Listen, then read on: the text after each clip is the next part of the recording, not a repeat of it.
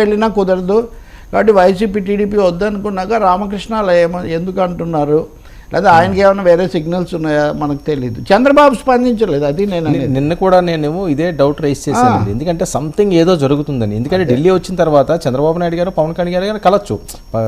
పవన్ కళ్యాణ్ గారు ఢిల్లీ వెళ్తారో లేదో, అక్కడి నుంచి కాల్ వస్తుందో అది అంతా తర్వాత విషయం. కానీ వీళ్ళిద్దరూ కలిసి వెళ్దామని 100% ఫిక్స్ అయిపోయారు. సీట్లు సర్దుబాటు చేసుకుంటున్నారు, ఉమ్మడి మేనిఫెస్టో తయారంటున్నారు. వీళ్ళే కలవకపోవడానికి ఏమైనా రీజన్ ఉందా అన్నది మీరు సెకండ్ పార్ట్ అదే. ఆ సెకండ్ పార్ట్కి ముందు ఇందాక కుర్చీ మడత పెట్టడాలు, చొక్కా మడత పెట్టడాలు మాట్లాడాం కదా. జగన్ నిన్న సభలో ఈ చొక్కా మడత పెట్టడము, పాలన దోపిడీ ఇవన్నీ మాట్లాడారు. వాలంటీర్ల మీద దుష్ప్రచారం చేశారని వాలంటీర్లకు సత్కారం చేశారు. మీరు పవన్ కళ్యాణ్ ఉపన్యాసాల్లో ఆ కరెక్షన్ మీరు గుర్తించవచ్చు. నిన్న వాలంటీర్లు అంటే మాకు చాలా ఇష్టము, వాలంటీర్లకు మేమేమి ఇది కాదు, కేవలం కొంతమంది దూరం అయ్యారు, దానికి వీళ్ళ డేటా ఉపయోగించడము కారణమైంది అని నేను చెప్పాను అని వాలంటీర్లకు ఒక పాజిటివ్ మెసేజ్ పంపడానికి పవన్ కళ్యాణ్ నేను సభలో జాగ్రత్తగా ప్రయత్నం చేయటం మనకు కనిపిస్తుంది. మంచిది. రాజకీయ పార్టీలు అదే, ఒకవేళ కొన్ని సెక్షన్స్కు తమ మీద ఒక అపార్థమో లేకపోతే కష్టపెట్టామనుకుంటే దాన్ని చక్కదిద్దుకునే ఒక ప్రయత్నం చేయడం చాలా మంచిది. రామకృష్ణ విషయంలో చంద్రబాబు చేయలేదు పాపం. మరి ఆయన ఇటు చూడట్లేదు అన్న తర్వాత కూడా ఆయన చూడట్లేదు, ఆయన బీజేపీకి వేసే చూస్తున్నారు.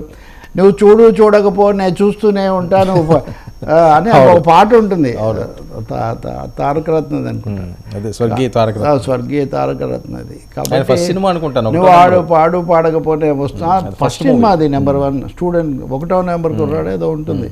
కాబట్టి ఇక్కడ వీళ్ళిద్దరిది ఇదివరకు చంద్రబాబు పవన్తో ఇలా అనేవాడు వన్ సైడ్ లవ్ అని. ఇప్పుడు మన మిత్రుడు నిన్న వాళ్ళిద్దరు కలయిక చాలా రోజుల తర్వాత, అది రాజకీయ చర్చ వేదిక కాదు, ఎవరింటికి వెళ్ళి ఎవరినో కలడం కాదు, సీట్ల కోసం మేనిఫెస్టో కోసం మాట్లాడే కాదు. సార్ మీకు ఏమనిపించింది అక్కడ? మీ పాయింట్కి వస్తున్నాను నేను ఇందాక నారాయణ పురంధేశ్వరి గురించి చెప్పా కదా. నారాయణ గారు ఏమన్నారంటే అందరినీ తమ చుట్టూ తిప్పుకుంటున్నారు, ఏపీలో తెలుగుదేశాన్ని, తెలంగాణలో బీఆర్ఎస్ను తిప్పుకుంటుంది బీజేపీ, ఏం మాట్లాడారు వీళ్ళు, అట్లా వెళ్ళి రాష్ట్రాలకు అన్యాయం చేసి ఆయన ఏదో అన్నాడు. పురంధేశ్వరిని ఈ విషయమే మన మీడియా మిత్రులు ప్రశ్న వేశారు. ఆమె ఏమన్నారో తెలుసా, ఇక్కడ ఇదే మీకు జవాబు. ఆమె ఏమన్నారంటే అవునండి జగన్ను కూడా కలిశాడు నారాయణ అంటే, అవునండి ముఖ్యమంత్రితో రాష్ట్ర విషయాలు మాట్లాడాము, ప్రతిపక్ష నాయకుడితో రాష్ట్ర విషయాలు మాట్లాడాము. ఇది ముఖ్యమంత్రి ప్రధానమంత్రిని కలిశారు, ప్రతిపక్ష నాయకుడు హోంమంత్రిని కలిసి రాష్ట్ర సమస్యలు చర్చించారు, అందులో తప్పేముంది అన్నారు. అంటే డైరెక్ట్ లైవ్ లో చంద్రబాబు నాయుడు హోంమంత్రి అమిత్ షాతో అర్ధరాత్రి వేళ ఆ మాజీ ఎన్డీఏ భాగస్వాములతో సమావేశాల పరంపర, చర్చల పరంపర మధ్యలో కలవటం రాష్ట్ర సమస్యలు చర్చించడానికి అని పురంధేశ్వరి గారు సెలవిస్తున్నారు. Mid night 12:30కి.